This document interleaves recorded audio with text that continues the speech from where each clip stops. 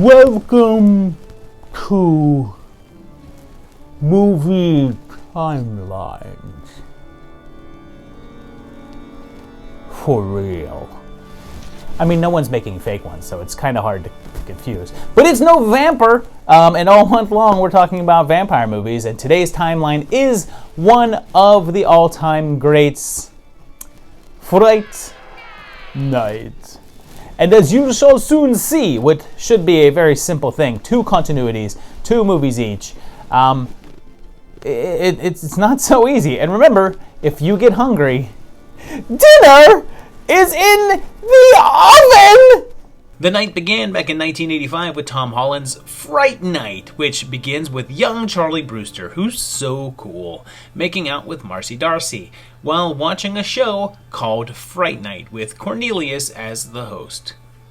He sees his new neighbors moving in while carrying a pretty rad coffin, and his friend Evil Ed, who, what is this shirt? It has, like, these 2 straps on it, and they're connected to these pockets, but they appear to stop at the seams.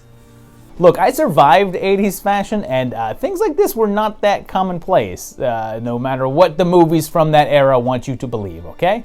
He has a catchphrase. Oh, you're so cool, Brewster! And I guess here's where we talk about Stephen Geoffrey, who was in a handful of horror films in the mid-80s, went away for a while, and then resurfaced in the 90s as gay porn star Sam Ritter, where he performed for close to 10 years. Within the past 10 years or so, though, he's re-entered the world of mainstream films, acting in a handful of indie features.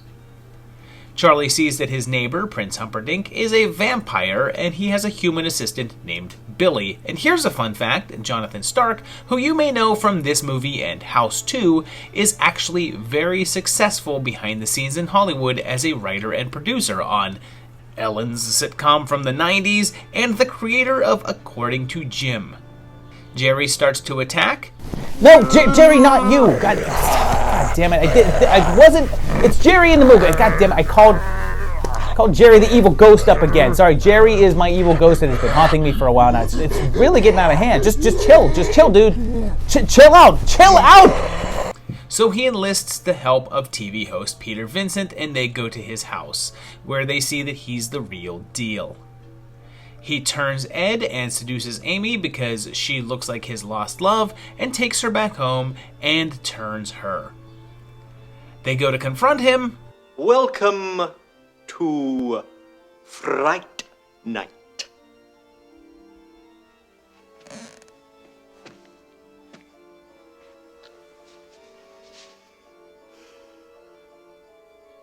For real.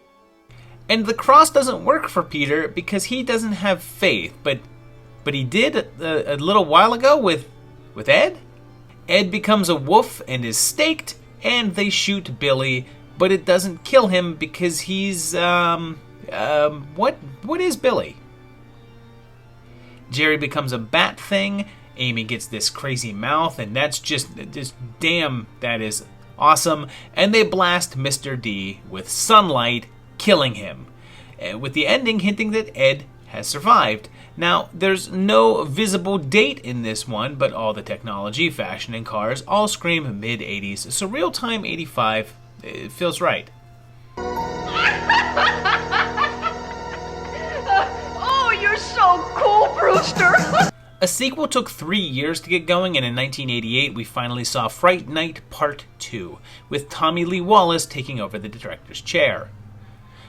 Charlie and his new mullet have been in therapy, and he's convinced that he's imagined the vampire stuff and that Jerry was just a killer, and he says it's been 3 years, so we're set 3 years after, so most likely 88, and they state that Ed is dead, so if he really was alive at the ending of the last movie, he didn't attack Charlie or resurface at all. Fright Night is still on the air, and Charlie and Amy are no longer together, and he has a new girlfriend, and it turns out that Peter has some interesting new neighbors of his own, including Linda Stiles, and The Judge, and Skate Vamp. There's also a werewolf played by John Grease, who was apparently really into playing werewolves around this time. And fun fact, this character Louie was originally scripted to be Evil Ed, but Stephen Joffrey's turned it down to do 976 Evil, so it was rewritten as a new character. There's a Motor Trend magazine here that's from December of 87, though it doesn't seem like holiday season and school's in, so this probably isn't current and it's probably still 88. Charlie gets seduced, bitten, although Regina mostly just looks uncomfortable most of the time, and this effect is just terrible. Our vamp is revealed to be Jerry's sister, and she takes over Peter's show, and he gets committed. Charlie's therapist is revealed to be a vamp, and his transformation continues as they start to fight back, killing Louis. Welcome to Fright Night. Bosworth, who's another guy that I'm not really clear what he is, then Belle, and only Regina is left. She turns into a big bat thing and then is kinda easily killed by some reflected sunlight, and Charlie and Alex wonder if there's more vampires out there.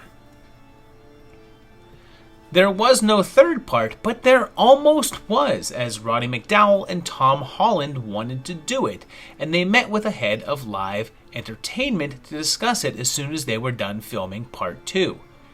Unfortunately, that exec's name was Jose Menendez, and the very night after they had a meeting with him, well, just Google his name if you don't immediately know which Menendez I'm talking about. Because of this issue and some realignment at live, part 2 ended up getting a truncated theatrical release and just dumped on video with no fanfare, causing it to bomb and further sealing the franchise's fate. Inevitably, though, it was remade, so back in 2011 we saw Fright Night from the director of Cruella. And it starts with showing us a commercial for Fright Night, no longer a TV show, but now a live Vegas stage act, much like Chris Angel. Our new Charlie is the sadly late Anton Yelchin, and his mom is, between a kid who sees dead people, a kid who's the vessel for Paimon, and a kid who fights vampire neighbors, maybe Toni Collette should think twice about child rearing. Her license plate tells us that it's 2011, and Amy is now the Poots. The Franco, who hasn't had a bunch of terrible things come out about him, is here, as is the Red Mist, and yep, the new neighbor is here, and Jerry is now Bullseye. And unlike the first, Ed is the one who knows about vampires and has to try to convince Charlie. You're so cool, Brewster. And he gets turned much earlier here. When Charlie goes to his room, there's a list of vampire equipment labeled 9, 16, 10, and it's insinuated that the whole thing with Jerry started recently, so we're more likely in 2010 here. And this vamp keeps his victims locked away in his house. And Charlie seeks out help from Peter Vincent, whose webpage is copyrighted in 2010. And speaking of tens, here's Peter. His assistant is Sofia Vergara's sister, and OG Jerry pops in and is disrespected with a chump death. And Vamp Ed finally shows up, and after some of the worst CGI I've ever seen, gets staked. Amy gets bitten, so Charlie gears up, and he and Peter go for the face-off.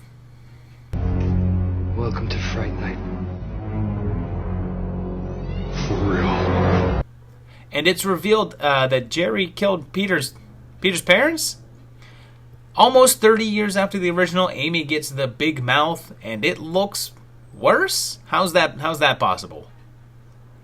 Using fire and sunlight, they manage to stake a bad special effect, which fixes Amy and the other victims, and saves the day. Okay, now here's where things get really confusing, because 2 years later, in 2013, a sequel went straight to video called Fright Night 2: New Blood, and it starts off on December 3rd.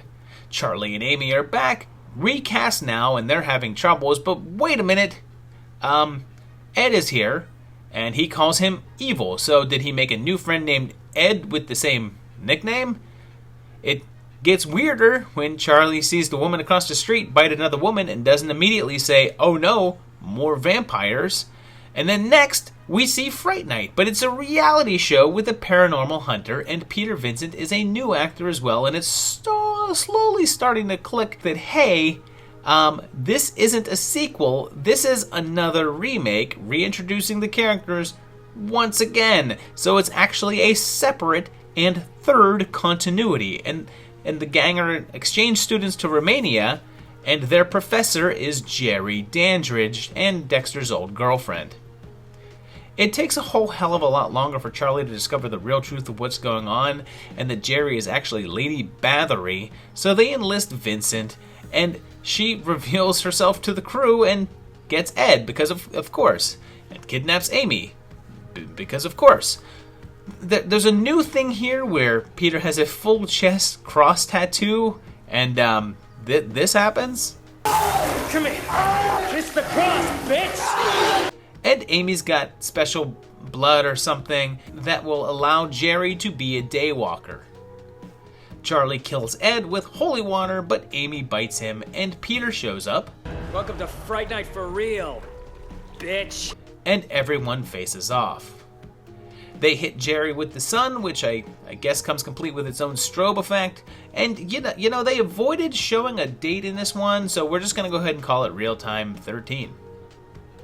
So if you're a fan of the original continuity, you might also check out the old comic book series from Now Comics. It came out back in '88 and ran for 22 regular issues and a few special ones, with the first couple adapting the film and then continuing the characters, having them fight aliens, minotaurs, squid people, and eventually Evil Ed and a revived Jerry Dandridge. So there you have it. It's 4 movies that the timeline does not make much sense whatsoever. Gee, Jerry! So yeah, I don't know who thought that having a second Fright Night remake sequel that is also a remake made any sense whatsoever. Doesn't make any sense to me. But you know what? There you go. A lot of these were pretty enjoyable. The first Fright Night movie is one of my favorite vampire movies of all time. It is a great flick. It's very fun. I enjoy it a whole lot. The sequel is actually pretty entertaining as well too. A lot of fun there. And the remake is not bad. I was not mad about the remake. It gets a little bit, just knock it off. Come on, dude. It gets a little out of hand near the ending where it gets overly CGI and everything like that. And the remake's sequel is pretty pointless. And guys, this is real. I've never ever seen him like this, and I do not know what to do or how to handle this. It is a little bit scary. In the meantime, I will tell you, please like this video, subscribe, and share the video out. That actually usually calms him down a little bit. So if you do that, if you leave comments down below, that normally calms him down. Calm down! And hopefully that will relax things a little bit. And also please check out the Patreon page. Patrons, maybe you guys can help me out here too, getting Jerry to go away. I don't know what to do here. In the meantime, I'll see you very shortly. Hopefully this will be over. Bye.